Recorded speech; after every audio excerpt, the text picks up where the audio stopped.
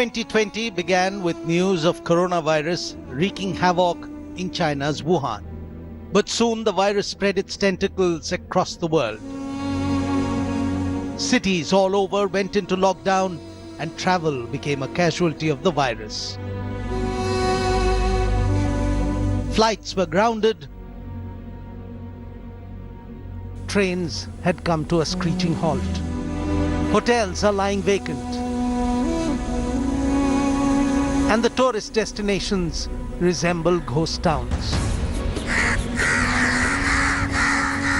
This is what the coronavirus pandemic has done to the travel and tourism industry.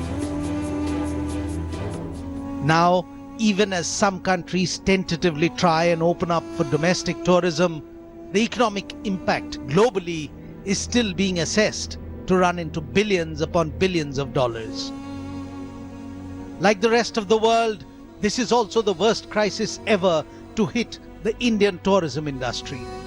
And for long after the virus is gone, the summer of 2020 will still be remembered as the season that the tourists did not come. That's right. Lakhs of jobs are at stake as the tourist industry of this country and indeed the world faces a complete shutdown in corona times. In fact, India has shut its domestic and international travel from mid-March as the coronavirus scare hit the world. And the direct impact is being felt right down the line on ancillary industries as well.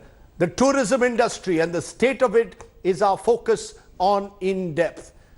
A 65% fall in tourist arrivals began in March 2020, and now the fact is there are virtually no tourists entering India at all. Remember, at this time of the year, 3.3 lakh foreign tourists arrived in India in just March, but this year it's hit a 11-year low. The tourism industry is now struggling. There are no domestic tourists and there are no foreign tourists. Let's take a look at an industry which is facing a very dark future.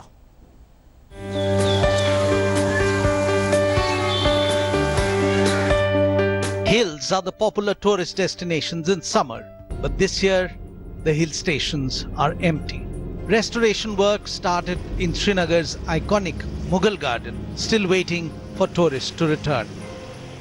यहाँ पर लोग आसानी से आ सकते हैं, लेकिन social distance होना चाहिए. The land of Chinars has been doubly hit by lockdown since July 2019. The lockdown after the abrogation of Article 370 and then the pandemic. कोई बिजनेस नहीं, कुछ नहीं, न कोई प्रोडक्शन बनता है.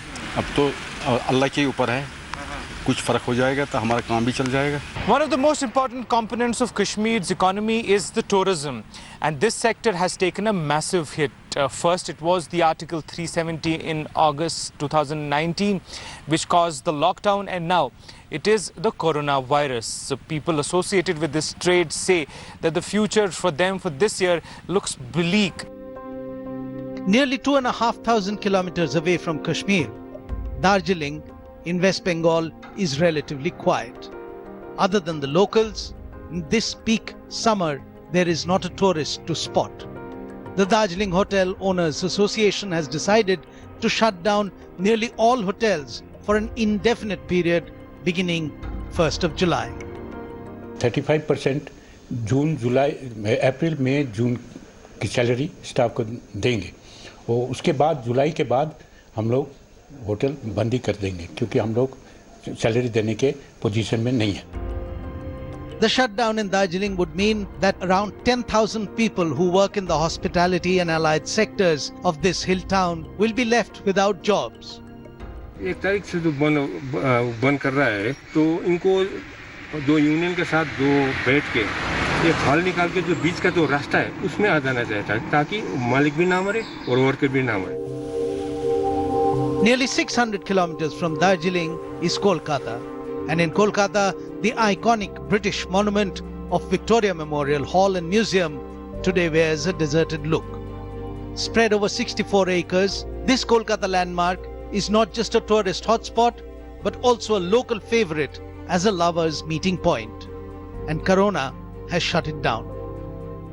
It is one of the iconic structures that the city has come to identify itself with. However, it remains shut for the past few weeks due to the COVID outbreak. The administration has not been able to tell us when the Victoria Memorial Hall or its museum will open for public, because it is one of the most popular tourist spots, not just in Kolkata, but across the country, with a record footfall of about 35 lakhs, more than 35 lakhs footfall annually.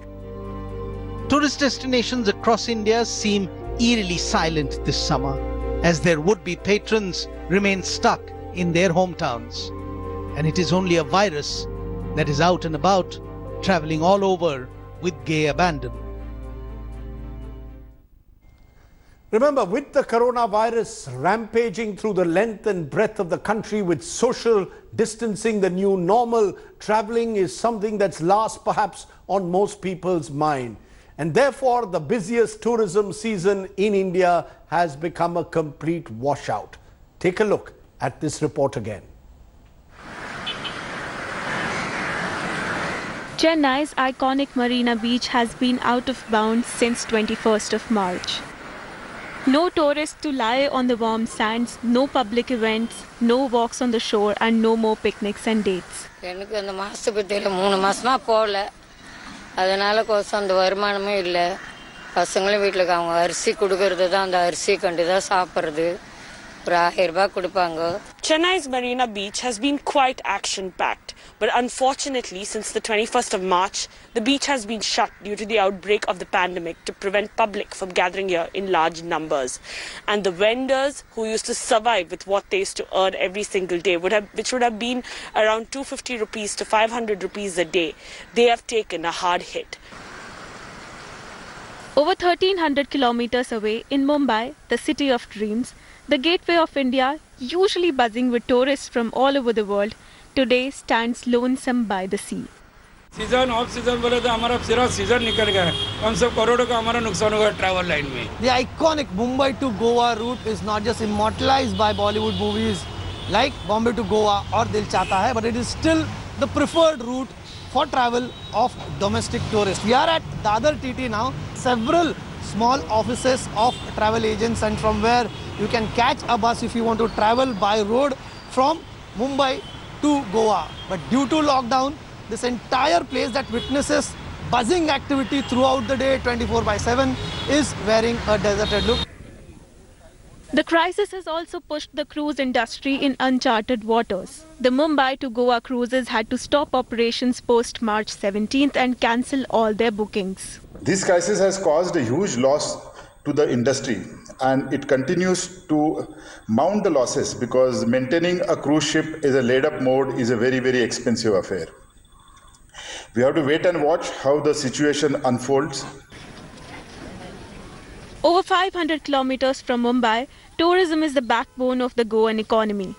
The state that usually attracts lakhs of domestic as well foreign travelers today lies bereft of tourists. So we look at another 1 month, not as a lockdown, but as a precautionary measure, as a time for this COVID-19 cases to go down. बाद में हमारा काजू का भी ये था, business था, लेकिन अभी टूरिस्ट नहीं आने के बाद हमने सब बंद किया और कुछ फायदा भी नहीं है रख के. A majority of shops and businesses in Goa depend on tourism and are struggling to survive. And everybody is waiting for the day when things will go back to being normal and the place gets swamped by tourists once again, like the good old days. To give a sense of the outlook for the tourism industry, I'm joined by Vivian Perez, member World Travel and Tourism Council's India Initiative and Director of Ventures. Appreciate your joining us, Mr. Perez. Would I be right in saying this is not just an India problem? This is at the moment a global pandemic when it comes to the tourism sector. Across the world, there are no tourists at the moment. You're absolutely right, Rajdeep. It is almost similar to what happened to us post 9/11 and then of course 26/11, but those were terrorism driven problems. This is of course the first time we are actually encountering a pandemic which is connected with a disease and an invisible enemy. So Post 9/11, of course, we were able to sort it out over a period of time. New procedures came into play. Security was strengthened at airports, and all of us kind of began to live in a sense at that time. Of course, we never called it the new model, but the new way of flying. And post 26/11, a similar situation arose, and the check-ins at hotels changed. There were more security measures put in at hotels. Your bags went through a security scanner and things like that. And I think we will also get by post this pandemic with new standard operating procedures. We are already seeing that with airlines which have opened up flights. The middle seats are vacant. They're calling you 3 hours in advance for flights. So I think once confidence returns to the traveling community around the world, we will get by and kind of adjust again to this new normal post the pandemic. And I'm positive that tourism will bounce back. I'm actually calling it revenge tourism, because people now have been ensconced in their homes for almost 3 months, and they are desperate to travel. I've been participating in webinars, with the travel advisors in the US, with Australia and New Zealand, and all of them are saying that there is again, inquiries are pouring in, at least in the US and even in. But is it much more domestic? Is it, Mr. Perez, much more domestic tourism rather than people now flying transatlantic or people flying abroad? Normally you would have Indians at this time, or the wealthier, more affluent ones wanting to go to European destinations, the Italys, the Spains, the United Kingdoms. Would you agree that what's more likely is perhaps, if there is to be any push ahead, it will be first in domestic tourism? You're absolutely right. And India and in the US, we have to look at domestic tourism. And again, the feedback I'm getting from our travel partners in the US is that the domestic tourism in the US, bookings are up, inquiries are up, and that's where the confidence build-up will perhaps start.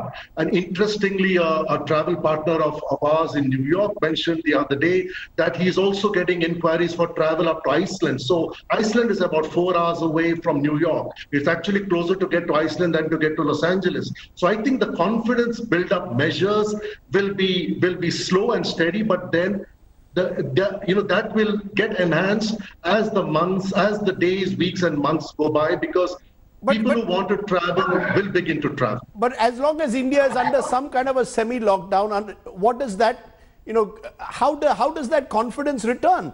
I mean, in the near term, do you really see people traveling?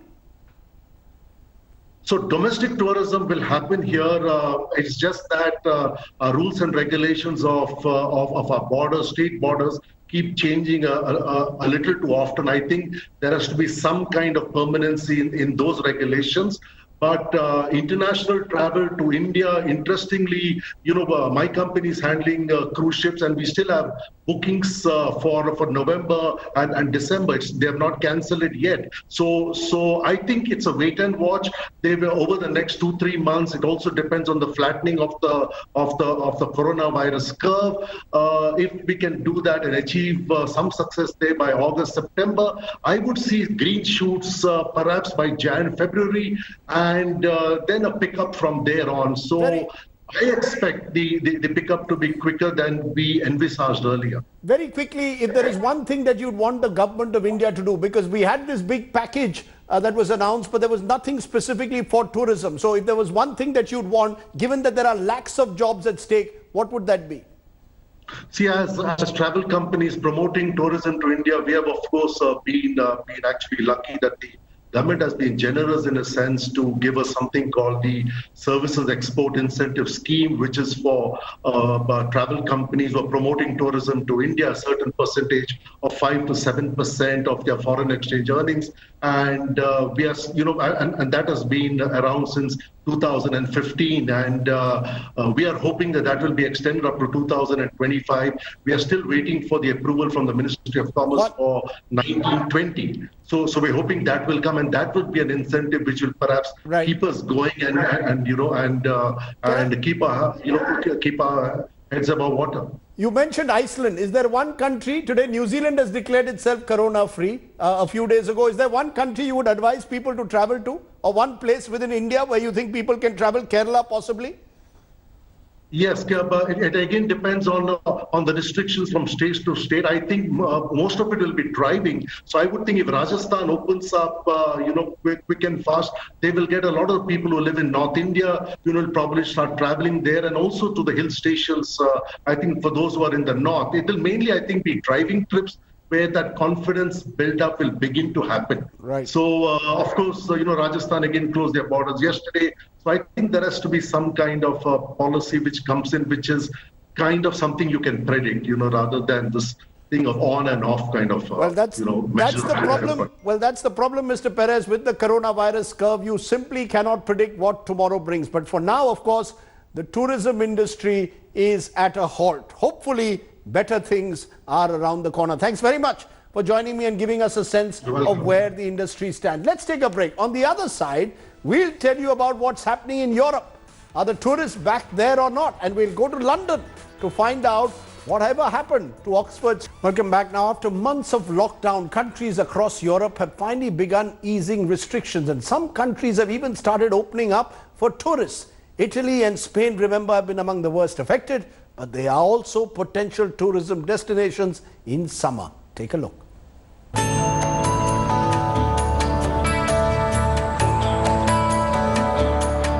After months of shutdown, the world's biggest tourist playground, Europe, is slowly opening up.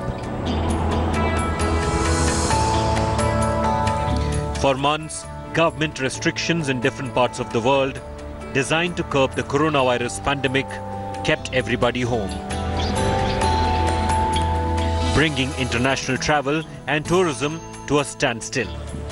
But now it is set to change.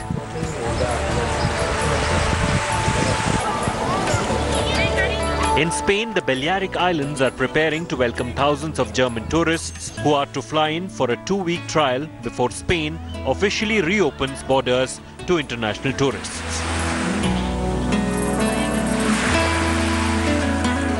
The islands plan to allow select tour operators to fly in 6,000 tourists from Germany starting 15th of June. Severely hit by the coronavirus epidemic, the Spanish government had earlier imposed one of the world's strictest lockdown in mid-March. Tourism accounts for 12% of Spain's GDP, and opening up the sector would mean a boost for the floundering economy. Estou pessimista relativamente ao verão, porque o verão, francamente, neste hotel em particular, o hotel não vai abrir. It is not just Spain that is opening up tourism in Europe. Countries like Italy, Portugal, and Greece are also looking at a tourist season made up entirely of domestic travelers from within European Union.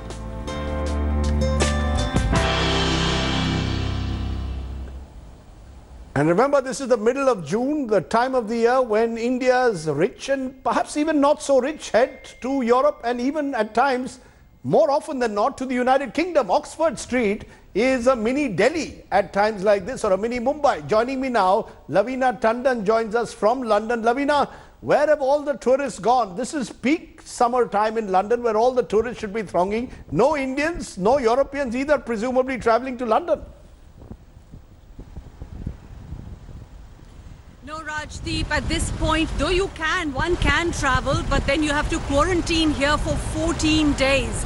And if your holiday is not very long enough, you quarantine here for 14 days, and many days you go back and quarantine for 14 days, your holiday is eaten up. So if you can see, I am just by the Westminster Bridge. Behind me is the London Eye. In front of me, I'm facing the beautiful Big Ben, which is on mend, but so is everything is on mend here, from economy to the travel industry, but it doesn't seem it's really mending because of this 14-day quarantine. And what is being urged by the businesses and airlines like Ryanair and the airlines that take you on a budget travel. They are trying to even take the government to the court, saying that remove this 14-day quarantine at least and build averages.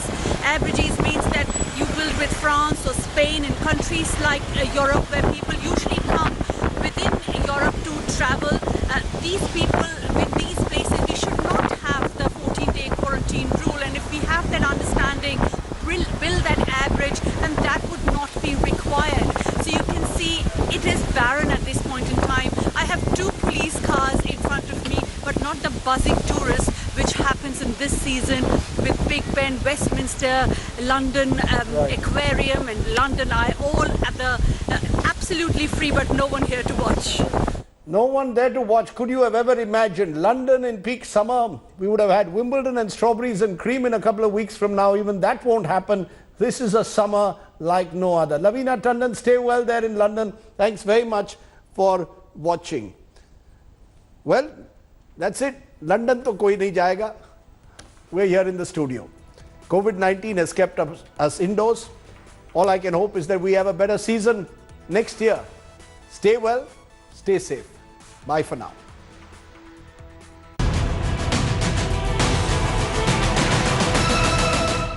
Hello everyone, this is Rahul Kamal here. Hope you enjoyed this video.